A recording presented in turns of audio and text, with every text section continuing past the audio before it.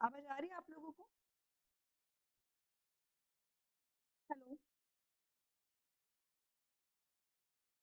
चलिए, सब कुछ सही है।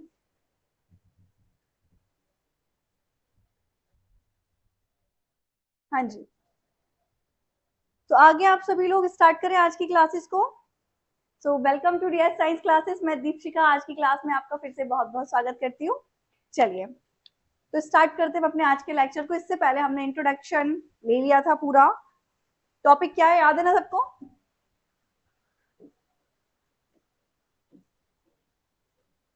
अच्छा, जल्दी जल्दी चलेंगे आप हम लेकर के। हाँ जी, तो हम बात कर रहे थे, ये चैप्टर रहा आपका principle of inheritance and variation. इसकी बात कर रहे थे। इसमें हमने बेसिक जो टर्म्स यूज होती हैं उन सभी टर्म्स को डिस्कस कर लिया है।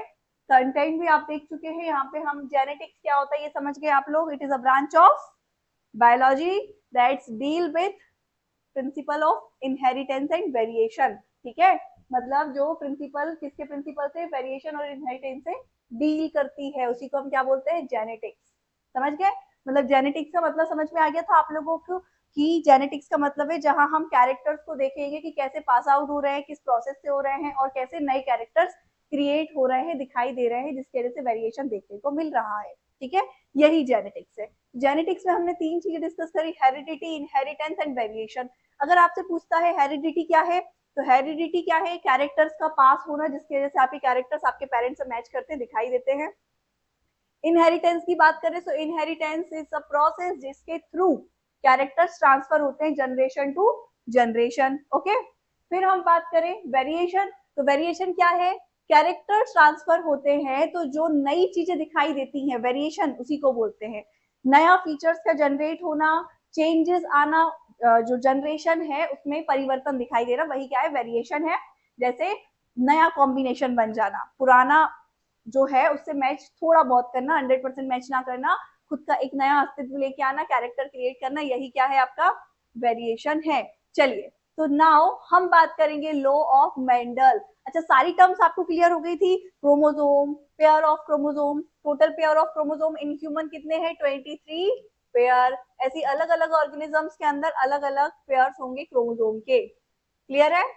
इतनी कहानी समझ में आई आपको, क्रोमोसोम समझ में आ गया। अब जब क्रोमोसोम समझ में आ गया तो आपको ये समझ में आया कि क्रोमोसोम के अंदर भी क्या होते हैं, डीएनए होता है।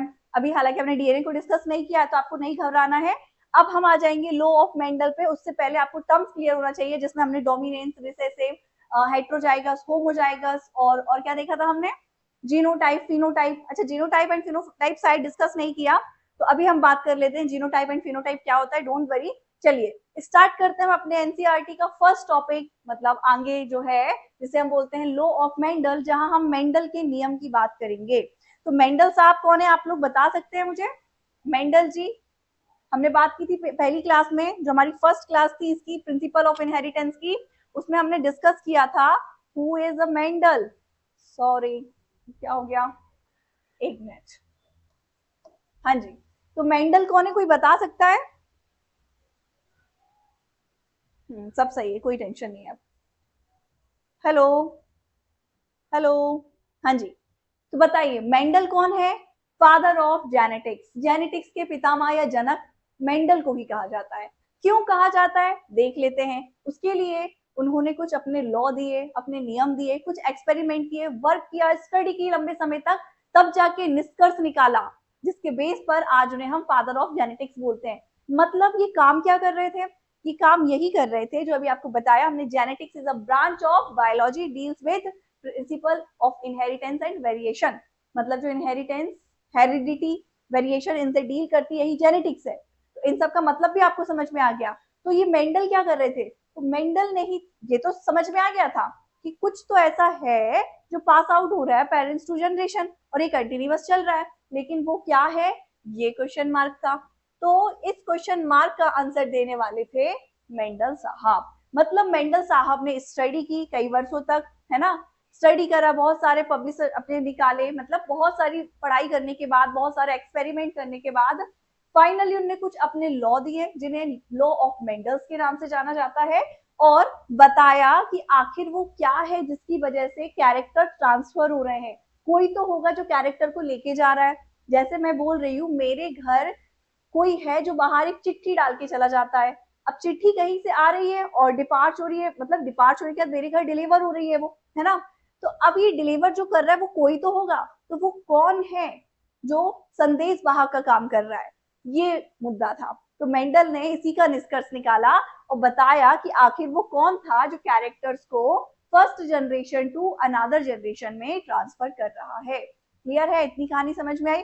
तो ये सारी चीज बताने के लिए, आपके सामने रखने के लिए इन्होंने बहुत मेहनत की। तो इन्होंने अपनी स्टडी 7 वर्षों तक जारी रखी। ऐसा नहीं सिर्फ 7 साल पढ़े फिर बंद कर दिया, नहीं, स्टडी कंटिन्यूअस चलती रही। लेकिन ये सिद्ध करने में, ये प्रूफ करने में कि आखिर ये कौन है जो कैरेक्टर्स को ट्रांसफर कर रहा है, उसमें उन्हें 7 ईयर्स लग गए हैं। 7 साल तक उन्हें अपना एक्सपेरिमेंट अपनी प्रयोगशाला में जारी रखा। ठीक है, अब इन्हें किस चीज पर एक्सपेरिमेंट किया, आखिर क्या ऐसा उन्होंने ऑब्जेक्ट लिया जिसके बेस पे उन्होंने बोला कि कैरेक्टर्स ऐसे डिसाइड हो रहे हैं।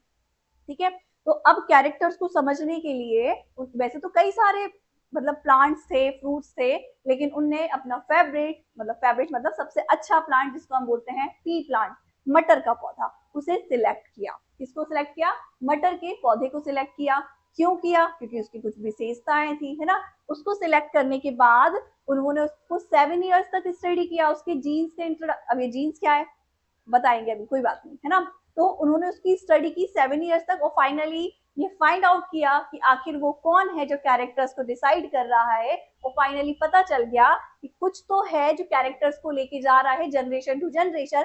अब क्योंकि उसका नाम उस टाइम नहीं पता था, तो इसलिए उन्होंने उसे फैक्टर के नाम से व्याख्यात कर दिया, है ना, कारक के नाम से जाना जाने लगा वो। क्लियर है, इतनी कहानी समझ में आई। तो थोड़ा सा मेंडल के बारे में पढ़ लीजिए हाथ जोड़ के, क्योंकि इन्होंने इतना काम किया है अपने इस पर। तो आ जाइए। तो first of all Gregor Mendel used hybridisation on pea plant. Question आ जाएगा कि मेंडल ने किस प्लांट पे अध्ययन किया, स्टडी किस पर की, वर्क किस पे किया, हाइब्रिडाइजेशन किस पे किया। ठीक है, अभी हाइब्रिडाइजेशन क्या है? क्रॉसिंग है। आगे बात करते हैं। हाइब्रिडाइजेशन मतलब दो प्लांट्स की आपस में क्रॉसिंग कराना, नई ब्रीड को निकालना, यही हाइब्रिडाइजेशन है। क्लियर है, तो याद रखना है first of all Gregor Mendel used hybridisation on pea plant. अच्छा, यहाँ पे जो जो हाईलाइटेड चीज है मैं उसे हाईलाइट कर रही हूँ रेड कलर से। किस कलर से? रेड। तो याद रखना है on pea plant in his garden for 7 year. वो 7 ईयर कौन से थे? 1856 से स्टार्ट किया था और ये चला था 1863 तक, है ना। मतलब इन्होंने 7 ईयर्स तक अध्ययन किया पी प्लांट पर। कहां पर? अपने गार्डन में। और ईयर आपको याद रखना है 1856 से 1863 तक स्टडी की। और पता चला कि क्या था वो जो कैरेक्टर्स को लेके जा रहा है? फैक्टर। क्या था वो? फैक्टर, जैसे हमने कारक नाम दिया। ठीक है, and on that basis propose the law of inheritance of organism. इसके बेस पे उन्होंने लॉ ऑफ इनहेरिटेंस को प्रपोज किया। ठीक है, Mendel also used statistical analysis and mathematical logic for the first time to solve the problem of biology at the time of his research। ये आपको याद रखना है कि मेंडल पहले इंसान थे जिन्होंने बायोलॉजी में मैथमेटिक्स को, एनालिसिस को इंक्लूड किया, स्टैटिक्स को इंक्लूड किया। अब आपने क्या मतलब ये कि बायो में मैथ्स कहाँ से आ गई? आपने बहुत जगह देखे होंगे ना, बहुत सारी डेरिवेशन वगैरह, है ना, कुछ इक्वेशंस वगैरह, तो वो मैथ्स की होती है, लॉग वगैरह लग जाते हैं वहां पे। तो ये तो बात की कहानी है, लेकिन सबसे पहले मैथ्स का यूज ही किसने किया? मेंडल साहब ने किया, है ना। मैथमेटिक्स का यूज किया कहाँ पर? बायोलॉजी में।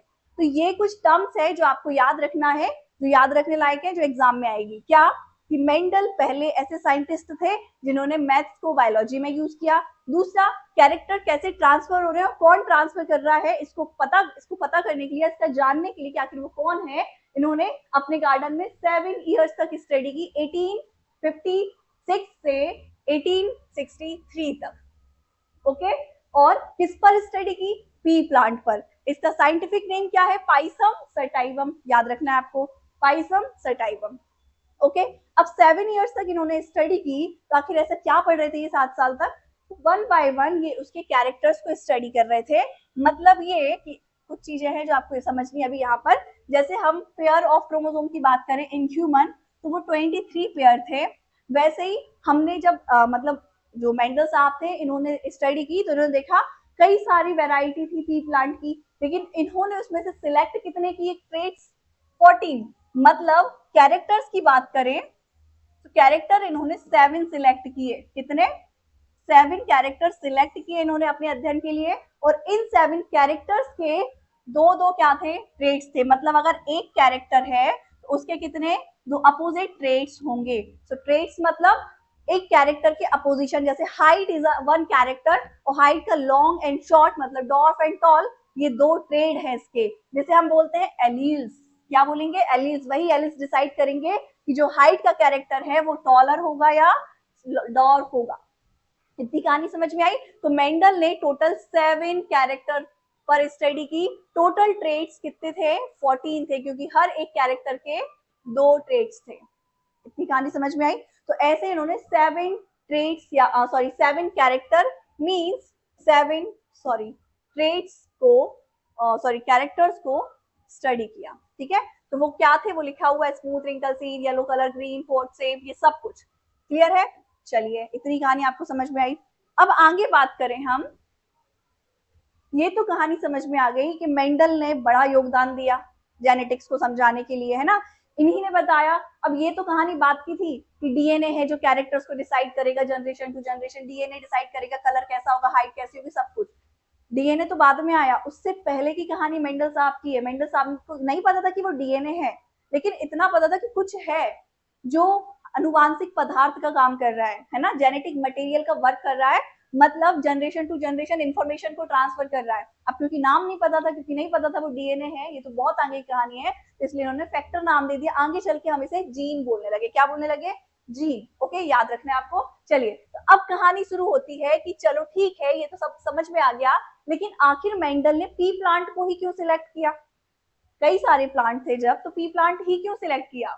उसके कई कारण थे, है ना। मतलब पहली बात तो ये देखो, कोई भी एक्सपेरिमेंट कर रहे हैं, रिजल्ट तक पहुंचने के लिए, सक्सेसफुली आपको वहां तक जाने के लिए आपको ऑनेस्टली वो वर्क करना पड़ता है, कि सभी रिकॉर्ड्स को तैयार करने पड़ते हैं। मेंडल जी ने भी ऐसे किया, मतलब लाइटली इन्होंने एक्सपेरिमेंट नहीं किए। अपना एक्सपेरिमेंट उन्होंने 7 साल तक चलाया। कितने? 7 ईयर्स तक चलाया, और 7 ईयर्स में हर ईयर में एक ही ट्रेड्स को स्टडी की। टोटल कितने कैरेक्टर थे हमें पता है? टोटल कैरेक्टर 7 थे, और हर एक साल में एक ही कैरेक्टर को स्टडी किया, इसलिए इन्हें टोटल कितने साल लग गए? 7 साल लग गए। ओके, 7 ईयर्स लगे, तो हर एक ईयर में इन्होंने एक कैरेक्टर्स को स्टडी की, ताकि चीजें आसानी से समझ में आए कि किस जनरेशन में क्या चीज चेंज हो रही है, height, colour, shape and size. Okay, तो इसी को हम आगे चल के बात करेंगे, वन जीन इनहेरिटेंस। तो ये तो सब सही है, 7 साल तक एक्सपेरिमेंट किया, क्योंकि 7 कैरेक्टर्स थे, मतलब उसके 14 ट्रेट्स थे। ओके, लेकिन इन्होंने पी प्लांट ही क्यों सिलेक्ट किया? क्योंकि इसकी कुछ खास बातें थी। क्या थी वो खास बातें? पहला तो ये, इसका जो लाइफ टाइम होता है, या फिर जो ग्रोइंग ड्यूरेशन होती है, लाइफ ड्यूरेशन होती है, वेरी शॉर्ट होती है, सीजनल होता है, इसलिए एक साल में इसके कई सारे हम ब्रीड्स देख सकते हैं। मतलब सैंपल लार्ज हो जाएंगे, और जहां लार्ज सैंपल होता है वहां पर हम इजीली फाइंड आउट कर सकते हैं वेरिएशन को। समझ में आया? सैंपल ज्यादा होंगे तो चीजों को समझने में आसानी होगी। तो एक साल में आप 3 बार ग्रो करवा पा रहे, सीजनल है क्योंकि ये, है ना, क्योंकि इसका टाइम ड्यूरेशन है, लाइफ जो ड्यूरेशन है वो शॉर्ट रहेगा। ठीक है, पहला तो ये। दूसरा, आसानी से इसे गार्डन में ग्रो कराया जा सकता था, मतलब ऐसा नहीं कि एक स्पेशल कोई पर्टिकुलर टेम्परेचर चाहिए, सब कुछ वैसा नहीं, इसे इजीली क्या ग्रो करा सकते हैं? गार्डन में ग्रो करा सकते हैं। तीसरा क्या इंपॉर्टेंट था कि ये क्या थी? बायसेक्सुअल प्लांट था, मतलब इसके पास male and female both organs present थे, रिप्रोडक्टिव ऑर्गन, जिसकी वजह से ये सेल्फ पॉलिनेशन भी कर सकता था एंड क्रॉस पॉलिनेशन भी कर सकता था। तो इसके इतने सारे अच्छे बोल सकते हैं रीजन थे, जिसकी वजह से मेंडल साहब ने पी प्लांट को ही सिलेक्ट किया। ओके, इतनी कहानी समझ में आई? तो देख लीजिए ये कि क्यों आखिर मेंडल जी ने पी प्लांट को ही सिलेक्ट किया। ठीक है, समझ में आया? देखिए, लिखा हुआ है, जो सारी चीजें समझाई है इसमें, कुछ आप ऐड भी कर सकते हैं अगर स्किप हो तो। So the main reason for adopting garden pea, जिसको हम बोलते हैं पाइसम सटाइवम, याद रखना है आपको, ये इसका साइंटिफिक नेम है, for experiment by Mendel where pea has many distinct contrasting characters. First is lifespan of pea plant is short. दूसरा flower show self pollination. क्या? Flower show self pollination. Self pollination मतलब समझते हैं सब लोग, स्वपरागण, खुद से मतलब पॉलिनेशन की प्रोसेस को कर सकता है, किसी अदर की प्लांट की या उसके एंथर या पॉलन की जरूरत नहीं होगी. क्यों? क्योंकि ये बाइसेक्सुअल है. बाइसेक्सुअल है तो सेल्फ पॉलिनेशन इजीली कर सकता है, साथ ही साथ क्रॉस पॉलिनेशन भी इसमें हो सकता है. ठीक है, तो हम चाहें तो अपनी मर्जी के अनुसार सेल्फ पॉलिनेशन को रोककर क्रॉस पॉलिनेशन करा सकते हैं, ताकि उसके हाइब्रिड पता किए जाए, नया क्रॉस पता किए. जैसे हम चाहते हैं कि सेल्फ तो कर रहे हैं, सेम जनरेशन क्रिएट हो रही है, लेकिन हम चाहते हैं किसी और ब्रिड का या फिर बोल सकते हैं हाइब्रिड को इसका क्रॉस कराएं, है ना, कोई और सी हम इसकी मतलब बोल सकते हैं हाइब्रिड ले रहे हैं. तो जब क्रॉस कराना है हमें क्रॉस पॉलिनेशन, तो हम क्या करेंगे, सेल्फ को रोकेंगे. ठीक है, तो it is easily artificial cross pollination the pea flower they hybrid the product were fertile. Clear है? इतनी कहानी समझ में आई आपको? चलिए, ये तो हो गया. अच्छा, याद रखना है आपको क्यों प्लांट को सिलेक्ट किया. क्वेश्चन आ जाएगा या कोई पूछता है नॉर्मली कि आखिर पी प्लांट को ही, पाइसम सटाइवम को ही क्यों सिलेक्ट किया मेंडल ने, क्योंकि इसके कई सारे अच्छे बोल सकते हैं रीजन थे, अच्छी विशेषताएं थी, है ना, इसकी वजह से पी प्लांट जो है उसको सिलेक्ट किया. अब इसका वर्किंग मेथड क्या था, तो ये देख लेते हैं हम. ठीक है, वर्किंग मेथड क्या था हमें पता है. 7 इयर्स तक हमने इस पे एक्सपेरिमेंट किया, 1 बाय 1 कैरेक्टर्स को स्टडी किया, वही सारी चीज लिखी है. तो याद रखना है, Mendel success was also due his meticulous planning and methods for work. मतलब इन्होंने लाइटली नहीं किया अपना एक्सपेरिमेंट, जैसा कि आपको बताया था. जो भी एक्सपेरिमेंट कर रहे थे इसका रिकॉर्ड बनाया इन्होंने, और उस रिकॉर्ड में सारी चीज अच्छे से अरेंज की और लिखी. ठीक है, और मतलब गंभीरता से लिया. लेकिन क्या एक कमी रह गई, वो तो सब सही था. 7 इयर्स तक उन्होंने एक्सपेरिमेंट किया, सक्सेसफुल भी रहा वो एक्सपेरिमेंट, लेकिन पब्लिश नहीं हो पाया. वो पब्लिश कब हुआ? एक्सपेरिमेंट चला था 1856 टू 63 तक. कब? 1856 से 1853 तक ये एक्सपेरिमेंट चला था, लेकिन पब्लिश हुआ था 1865 में, 2 साल बाद, है ना. क्यों? लोगों तक क्यों नहीं पहुंच पाया ये मेंडल के होते हुए? मतलब ये कंप्लीटली रीपब्लिश तो बहुत टाइम बाद हुआ था, जब और साइंटिस्ट आए, उन्होंने इस पे काम किया और देखा कि मेंडल साहब की बात को उस समय पर ध्यान नहीं दिया गया. लेकिन बात में इनकी दम तो है, कुछ तो सच में है जो ट्रांसफर हो रहा है, जिसको उन्होंने फैक्टर नाम दिया, लेकिन फैक्टर नहीं बोल सकते, उसे क्या बोले, तब जाके जीन फाइंड आउट हुआ, तो उससे बोलते हैं रीपब्लिश होना. लेकिन फिलहाल पब्लिश की बात करें तो पब्लिश ही लेट हुआ था. मतलब मेंडल ने जो एक्सपेरिमेंट किए वो खुद तो नहीं देख पाए, लेकिन बाद में पब्लिश जब हुए, जिन्हें हम आज तक पढ़ते हैं. अच्छा, पब्लिश ना होने का कारण क्या था? क्योंकि उस समय सुविधाएं कम थी, लोगों तक कोई भी बात पहुंचने का कोई ज्यादा ऐसा साधन नहीं था जैसे आज है. सोशल मीडिया है, न्यूज़पेपर्स हैं, है ना, मैगजीन्स हैं, उस टाइम भी थे लेकिन बहुत मतलब रेयर. और कोई भी चीज को पब्लिश करना हो तो उसके लिए आपको पता है बहुत वो लग जाता है, टाइम वगैरह सब कुछ, है ना. तो ये सारी चीजें थी. तो हाँ, तो हम बात कर रहे थे कि studied only 1 character at a time. इन्होंने एक बार में सिर्फ एक कैरेक्टर को ही स्टडी किया, उसका रिकॉर्ड बनाया अच्छे से, है ना. He used all available techniques to avoid cross pollination by unstable pollen grain. मतलब इन्होंने सभी टेक्निक का यूज किया अनवांछित पॉलिनेशन, मतलब कौन सा, क्रॉस पॉलिनेशन को रोकने के लिए. He applied mathematical and statistics to analyze the result obtained by him. मतलब सबसे पहले आपको बताया इन्हीं ने यूज किया था मैथमेटिक्स और स्टैटिक्स का एनालाइज करने के लिए, जो भी रिजल्ट आ रहे हैं उसको. फिर Mendel select 7 characters for garden pea Pisum sativum for his hybridization experiment. याद रखना है, ये जो क्वेश्चन बार बार रिपीट हो रहा है ना, ये लाइन 7 कैरेक्टर्स ट्रेट्स को लिया था और मैथमेटिक्स का फर्स्ट टाइम यूज किया था. ये एग्जाम में पूछे जाते हैं समटाइम्स.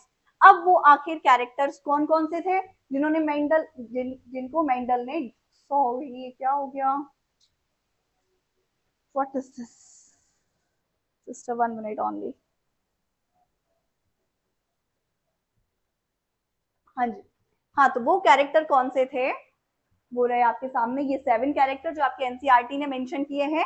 यहाँ पे हम सीक्वेंस लिखेंगे 1 2 3 4 5 6, यहाँ कैरेक्टर्स लिखेंगे और उसके ये यहाँ पर ट्रेड्स लिखेंगे। तो सबको कैरेक्टर्स एंड ट्रेड्स में डिफरेंस समझ में आ गया।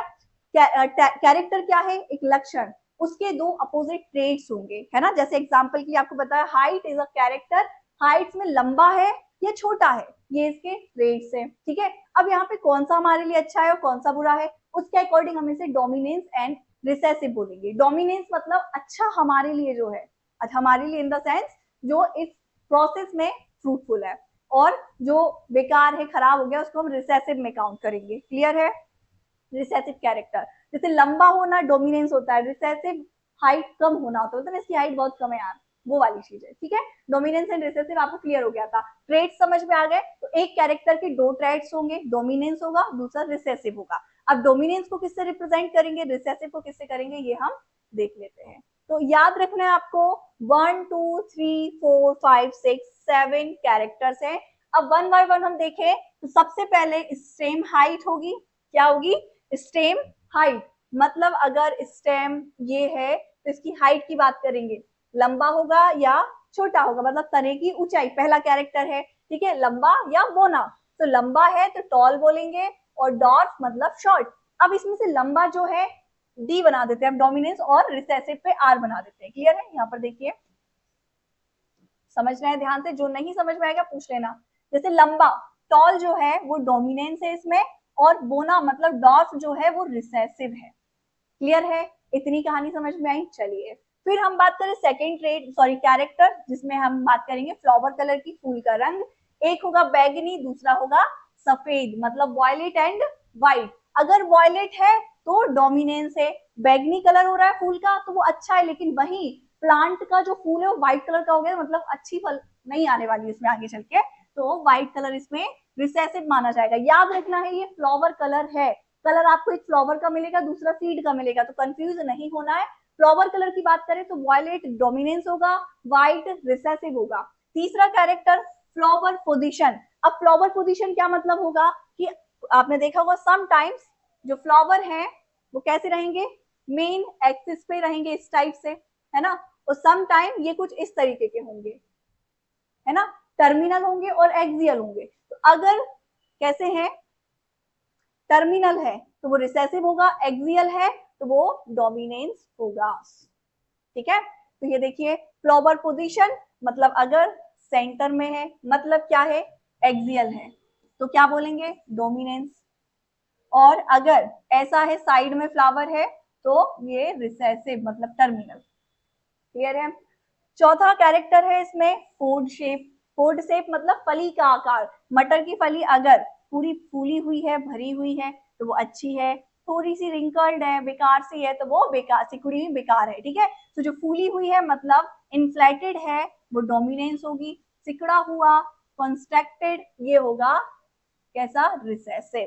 क्लियर है? फिर पॉड कलर आ गया, अभी क्या था, पॉड शेप था, अब पॉड कलर होगा। अगर हरा कलर है पॉड का मतलब फली हरे कलर की है तो डोमिनेंस है, और फली का कलर ही पीला है तो रिसेसिव है। अब जस्ट इसका अपोजिट हमें आना है शीड कलर पे, यहाँ पे आ जाइए लास्ट वाले पे, शीड कलर। सीड कलर मतलब बीज का कलर, अगर बीज का कलर पीला है तो ये डोमिनेंस होगा, जबकि हरा रिसेसिव। अपोजिट है, फली अगर पीली है तो खराब है, लेकिन हरी है तो अच्छी। हम देखते हैं ना मटर हरी है तो मतलब ले लेते हैं, पीली है तो बेकार है, पुरानी हो गई है। वही सीड की बात करें, सीड अगर पीला है तो वो खराब नहीं है, अच्छा है, हरा बेकार है। ठीक है, तो डोमिनेंस येलो है और रिसेसिव ग्रीन है, याद रखना है। फिर शेप की बात करें तो गोल है मतलब भरा हुआ है तो वो डोमिनेंस है, झुर्रीदार है मतलब रिंकल्ड है, रिसेसिव।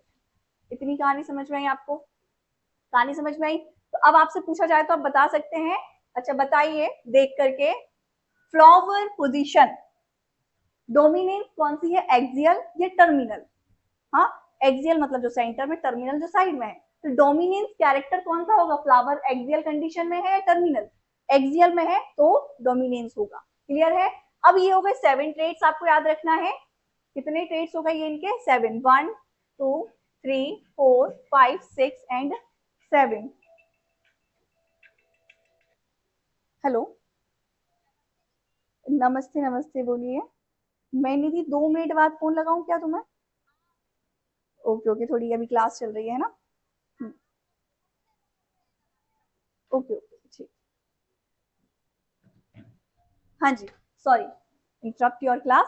हाँ जी, तो हम क्या बात कर रहे हैं, 7 ट्रेड्स सॉरी कैरेक्टर्स हमने लिए हैं। अब इन 7 में से जरूरी नहीं है सब पर ही जीन्स हो जो कैरेक्टर्स को डिसाइड करें। सबसे ज्यादा पॉसिबिलिटी होती है 1 पर, 4 पर, 5 पर एंड 7 पर। मतलब 1, 4, 5, 7 पर आपको जीन्स दिखेंगे जो कैरेक्टर्स को डिसाइड करेंगे। इनमें से सबसे ज्यादा 4th नंबर का जो आपका कैरेक्टर होगा, इसके ऊपर क्या होंगे, जीन्स होंगे। तो ये जो आपको दिखाई दे रहे हैं ना, ये किस पर है, 1 पर है, 4 पर है और 5 पर है और 7 पर है, 2 एंड 3 पर नहीं है। क्लियर है, कहानी समझ में आई इतनी आपको, तो ये ट्रेड समझ में आए। हाँ जी बताइए, बताइए बताइए जल्दी बताइए, इतनी कहानी आपको समझ में आ गई। चलिए आज की क्लास हम सोच रहे हैं यही समाप्त करें, ताकि कल हम नेक्स्ट सेशन को नए सिरे से शुरू करें, जिसमें हम इनहेरिटेंस ऑफ वन जीन की बात करेंगे। हाँ, तो अभी आप ये बताइए, जो मेंडल ने 7 कैरेक्टर्स को सिलेक्ट किया, वो आपको कैरेक्टर समझ में आई, आपको याद करना है। अब इन 7 कैरेक्टर्स के अपोजिट ट्रेड्स होंगे, सो टोटल कितने ट्रेड्स होंगे, 14 ट्रेड्स होंगे 7 कैरेक्टर के। इनमें से डोमिनेंस कौन है आपको याद रखना है, और रिसेसिव कौन सा है। क्लियर है। अब हम बात कर लेते हैं थोड़ी सी कि किसको किससे रिप्रेजेंट करेंगे। ठीक है, अब जैसे यहाँ पर हम बात करें, अगर लंबा है मतलब टॉल है, तो हम इसे रिप्रेजेंट करेंगे कैपिटल टी से। यही डॉर्फ है, हम इसे बोना है तो हम डब्ल्यू या डी से नहीं करेंगे, हम इसे करेंगे स्मॉल टी से रिप्रेजेंट। ठीक है, मतलब डोमिनेंस को जिससे रिप्रेजेंट कर रहे हैं वो कैपिटल रहेगा, जस्ट अपोजिट रिसेसिव को उसी लेटर से लेकिन स्मॉल लेटर से क्या करेंगे, रिप्रेजेंट करेंगे। बाकी सबकी भी यही कहानी है, तो ये आपका होमवर्क रहेगा जो आपको घर से करके लाना है और बताना है नेक्स्ट क्लास में कि आखिर किसको हम किससे रिप्रेजेंट करेंगे, इसके सिंबल्स बताने हैं। क्लियर है, तो आज की क्लास आपको समझ में आई। हाँ, समाप्त करें हम यही आज की class. So thank you so much watching my video, और इसी प्रकार हमारे साथ बने रहिए। ठीक है, चलिए।